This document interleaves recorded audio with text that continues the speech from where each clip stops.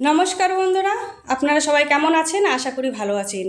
Welcome to সম্পাস kitchen. আজ আমি আপনাদের বানিয়ে দেখাবো উপমা। তার জন্য এখানে নিয়ে নিয়েছি সুজি, সেমিয়া আমি শুকনো খোলায় একসঙ্গে ভেজে নিয়েছিলাম। আর এখানে নিয়ে নিয়েছি আলু, গাজর, বিন, টমাটোকে ভালো করে ধুয়ে ছোট ছোট করে কেটে নিয়েছি। আর এখানে একটা পেঁয়াজ কেটে নিয়েছি, দুটো কারি পাতা নিয়ে নিয়েছি।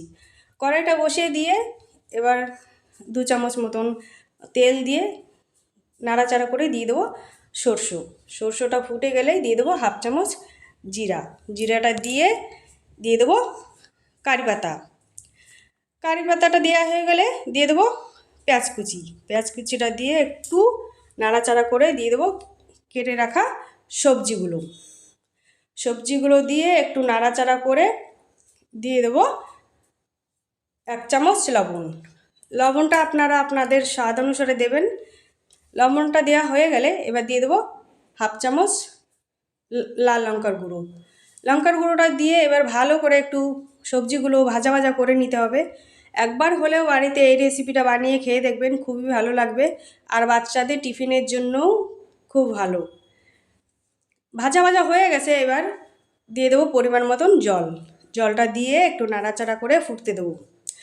ফুটে গেছে, এবার নাড়াচাড়া করে এবার দিয়ে দেবো 1/2 চামচ চিনিটা দিয়ে এবার ভেজে রাখা সেমিয়া সুজি দিতে হবে। আর অল্প অল্প করে নাড়তে হবে, দিতে হবে। আর এখানে নাড়াচাড়া করতে হবে।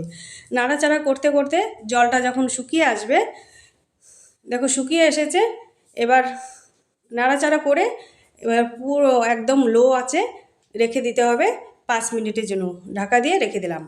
এবার ঢাকাটা খুলেই দেখো কত শুকিয়ে এসেছে। নামিয়ে নিলাম সুজির উপমা, কারি পাতা দিয়ে সাজিয়ে নিলাম।